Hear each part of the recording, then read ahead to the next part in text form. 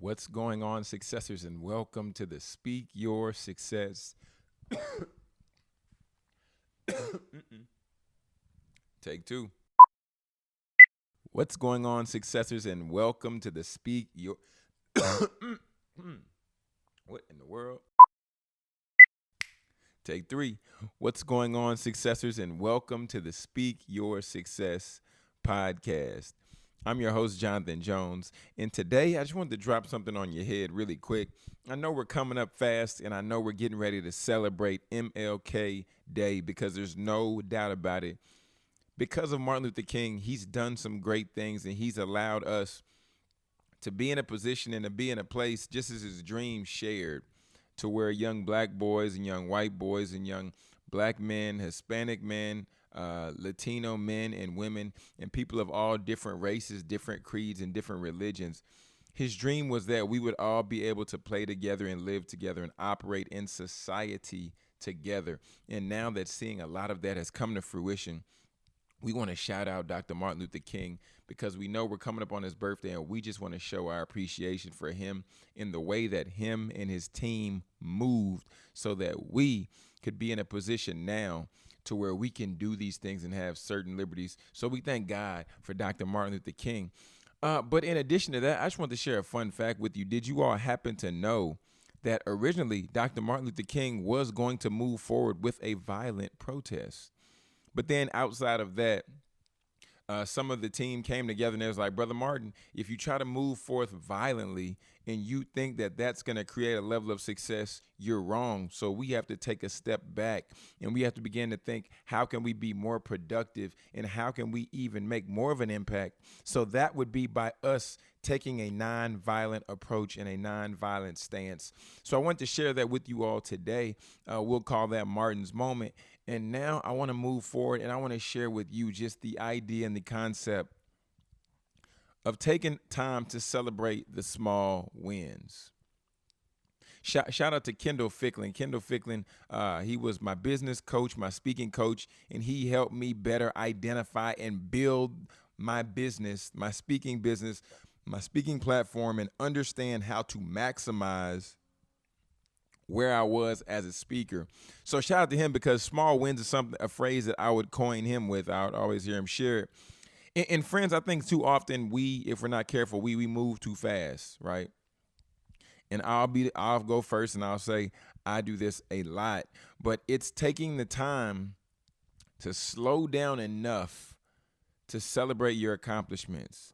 If it be in your relationship, if it be in your business, if it be just you going through your day-to-day with a checklist, my friends, celebrate your small wins. For me, one of the things that sometimes I'm not careful, I'll get caught up in, because I have a checklist, and I've shared this with you all before. It's called the Daily Trifecta.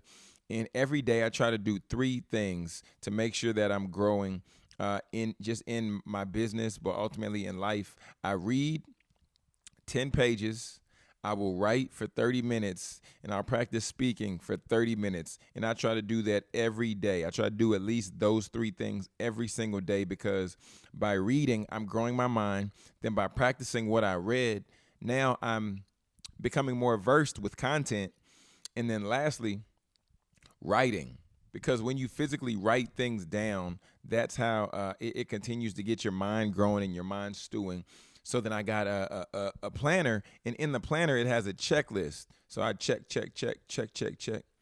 And now I'm learning to say, John, well, look, you did these 3 things today. Celebrate that, right? You made some progress today. Celebrate that. And if we don't learn how to celebrate our small wins and we don't learn how to celebrate our successes, then it's that much more of a struggle, one, to be able to appreciate the level of success that we have that we have accrued over time. And then if we struggle to celebrate our own success, then when it comes to celebrating others' success, then that even makes it more of a challenge. But while we're in the position to celebrate our own success, now, my friends, we can appreciate everything so much more. Then when we see other people who've gone through something, if we've written a book and then we see somebody else striving to write a book as well, and then they roll out and write the book as well, then we can celebrate them because we know what they went through to get to that struggle. So in order to celebrate your own successes today, I encourage you, I don't know if you're the type of guy or gal that operates off of a checklist, because I operate off a checklist. So if you write a checklist down at the beginning of the day, let's say you have 5 items on there. Let's say that you're able to knock off 3 by the end of the day. I would say give yourself a pat, say, wait a minute. Say, I did a good job today because I knocked off 3 items of my 5. Although I did have 5 items, I was able to accomplish 3. Now, this makes you now begin to shift your perspective, because you can say, oh, man, I had 5 items. I missed 2 of them. God, I suck. I don't know why I wasn't able to accomplish those. No. We don't want to focus on the negative. We want to focus on the positive. By you focusing on the positive, not only just in this moment, then that'll help you focus on the positive in the coming weeks, the coming days, the coming moments. So first thing, I encourage you to focus on the positive, because that helps you further illuminate the small wins. Second, I would encourage you to set a time limit on each task, right? This is something that me and my wife do when we go to the grocery store. We recently started doing it. I've always done it, right? But when I go into the grocery store, I push a timer, and then I run through the grocery store like Supermarket Sweep. I'm not sure if any of you are familiar with the show Supermarket Sweep. It was one of my favorite shows when I was a kid growing up, because they would go into the grocery store, they would give them a set time. Hello. And with that set time, they'd run around the grocery store and they would attempt to get as many items as they could. They run in the back, they grab the hams, they grab the turkeys, they get the big keys, and then they would get these massive items and try to fill up their cart in a short period of time. The second reason I want to say is focus on time, because when you focus on time, it's almost like an internal time clock is ticking in your head, and then you feel a little bit of pressure. So that can encourage you to knock off things as your time is counting down. So 1, celebrate the focus of positivity. 2, focus on the time. And then 3, create a reward for yourself. So you said out of the week, there's 7 days in the week. Monday, Tuesday, Wednesday, Thursday, Friday. There's 5 during the weekdays, right? Let's say you set the goal for doing something 5 straight days. And then at the beginning of the week, let's say, okay, if I'm able to read 5 days out the week, or if I'm able to read 4 out of 5 days, or 3 out of 5, whatever the goal is for you, because before you might have not read at all. So let's say you set that you set that pre-test, or you set that goal at the beginning of the week. And then you say, by the end of the week, if I'm able to carry these things out 3 of the 5 days, 4 of the 5 days, 5 of the 5 days, I'm going to treat myself to a movie. I'm going to treat myself to a lazy day. I don't know what it is you enjoy doing. I'm going to treat myself to taking some time to watching a documentary on Netflix. I don't know what that thing is for you, but reward yourself. And when you begin to reward yourself, now you have another level of accountability, because you're striving towards achieving something. You're striving towards knocking something back. You're striving towards getting it done, because you want the award. You want to achieve that, because we feel better when we get pats on the back. We feel better when we celebrate our success. We feel better when we receive something, or even when we have accountability from another person. So my friends, if you've been asleep the whole episode, wake up. Here are those 3 points one more time. You want to focus on the optimism of the task. So don't bog yourself down. You say, oh man, the goal was for me to read 5 days out of the week, but I did 3. Let me take time and let me just say, I did 3.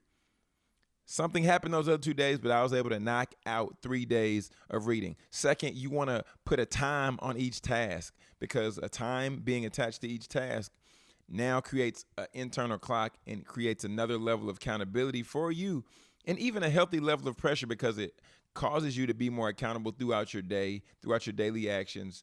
And ultimately, I realized that it helps you get more done. And then lastly, create a prize. What does that look like for you? I don't want to say celebrate by getting an ice cream cone, because oftentimes we celebrate by treating ourselves with food and celebrate with food. but let's celebrate something that's going to give you some longevity. Let's celebrate by something that's going to give you more of a reward than just food in the moment. And then you're going to be full, and then you're going to pass out, and then nothing good happens from there.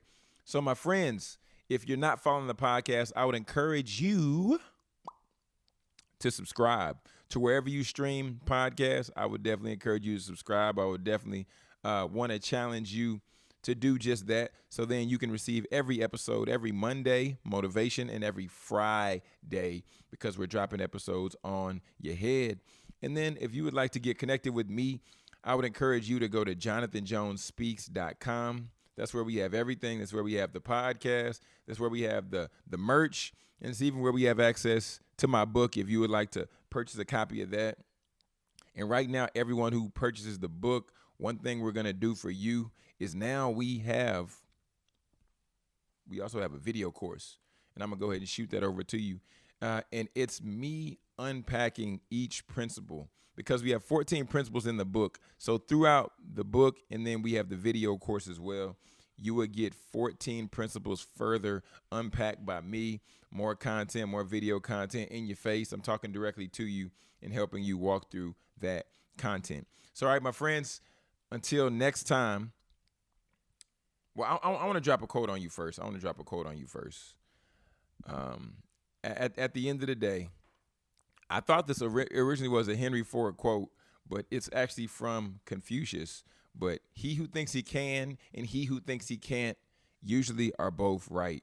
So remember that, my friends, when you're making that to-do list and when you're setting out your time, go into it saying I can, going to it saying I will, and going to it understanding that when you begin to put these things in place, you will achieve greatness, because greatness lies within you. You are great, and you were born to be just that. So, my friends, it's January. You still have time to begin to make those goals, write those visions, and attack what you want to do for your life.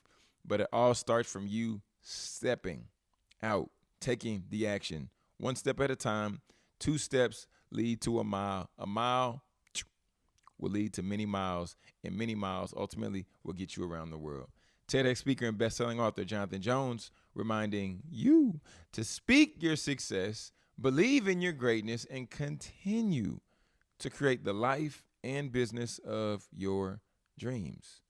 Why would you want to live any other way?